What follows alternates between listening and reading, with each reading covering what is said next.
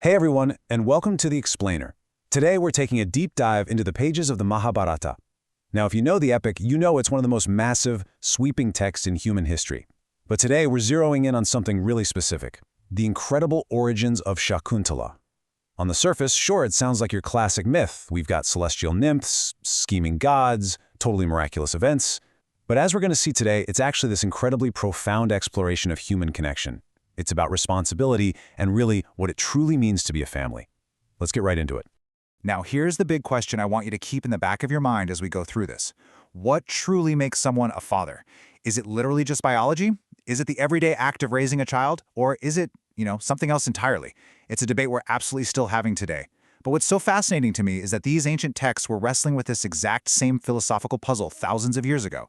And to understand how they answered it, we first have to look at exactly how Sakuntala came into the world. All right, Section 1. A divine plot unfolds. Okay, let's dive into this. Like all the truly great epics, our story kicks off with a clash of cosmic proportions. So we have this great ascetic named Viswamitra. He's been out there performing these intense penances, basically burning away all his sins. And in the process, he's building up this immense, almost dangerous level of spiritual power. It's actually so much power that it starts threatening the divine order itself. Sakra, the king of the gods, looks at this and decides, okay, Viswamitra has got to be stopped. So he calls in the god of the wind, Marut, and tells him to go help out this beautiful celestial nymph named Menaka. Menaka's mission? Go to Viswamitra's quiet little retreat and completely break his legendary focus. Which brings us to Section 2, the fall of Viswamitra. This part perfectly illustrates a theme we see all the time, sudden vulnerability. Look at this contrast. On one hand, the text explicitly tells us Viswamitra had burnt all his sins by penances. I mean, a guy is the absolute picture of ultimate self-control. But, despite all those years of rigorous discipline, the exact moment he lays eyes on Menaka's faultless beauty, he is instantly, and I mean completely possessed with lust.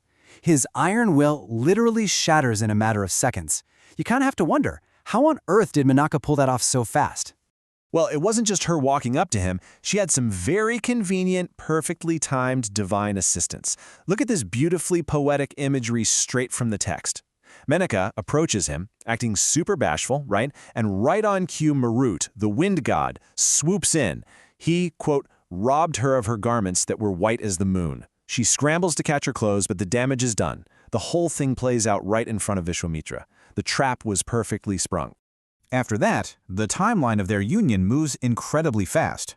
Viswamitra wants her to stay, she accepts, and they spend a really long time together. But there's this fascinating little detail the text throws into them. To them, it felt as if it were only a single day. Time just completely lost its meaning for them in this divine distraction. And ultimately, this union results in the conception of a daughter. Moving on to Section 3, Abandonment in the Forest. Well, as you might guess, the romance doesn't last. The reality of this divine intervention catches up with them really quickly. As Menaka's pregnancy advances, she actually leaves Viswamitra's retreat. She travels out to this gorgeous valley in the Himavat Mountains, right along the banks of the river Malini. And there, surrounded by all this beautiful scenery, she gives birth. But the sheer beauty of the setting is a really dark contrast to what happens next. Menaka literally just leaves the newborn infant right there on the dirt riverbank, and she walks away. Just like that. A child is born and completely left behind. And guys, we have to put this into perspective. This baby wasn't left on the steps of some friendly village. The text paints a genuinely terrifying picture. It says she was left in a forest destitute of human beings, but abounding with lions and tigers. It even points out that there are rakshasas, demons, and carnivorous animals roaming around. You have this newborn baby, completely defenseless in an incredibly hostile environment. I mean, survival seems literally impossible at this point. But then we hit Section 4, Protected by the Birds. Here is where the narrative shifts away from human tragedy and straight back into miraculous myth. Because in this stunning turn of events, the lions and tigers don't touch the child. Instead, a flock of vultures arrives. And you'd think that's bad news, right? But surprisingly, they don't attack. They actually sit in a tight circle around the baby to protect her from harm. And this is such a cool detail. In Sanskrit, those birds are known as Sakuntas, which is the literal origin of her name. Sakuntala translates perfectly to bird protected. Which brings us to the real core of the explainer in Section 5, the three fathers. This is where we get into the intellectual and philosophical heart of the epic's teachings on family. So, while these birds are keeping Sakuntala safe, a great rishi named Kanwa is making his way down to the river Malini to perform his ablutions, his daily ritual washings. Out in the total solitude of this dangerous wilderness, he stumbles across this unbelievable sight: a tiny human infant, lying all alone, completely surrounded and guarded by a ring of vultures. And without any hesitation at all, Kanwa rescues the infant, brings her home, and makes the definitive choice to raise her as his own daughter.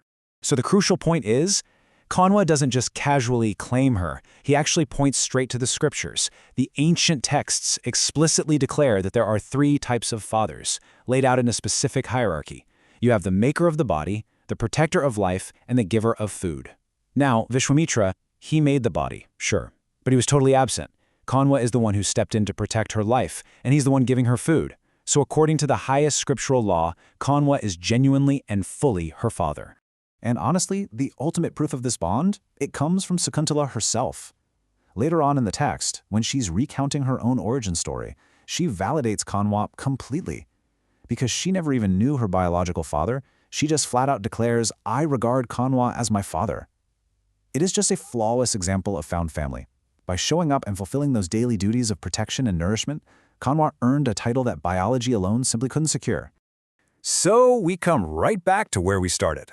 Does biology, rescue, or nurture truly define a parent?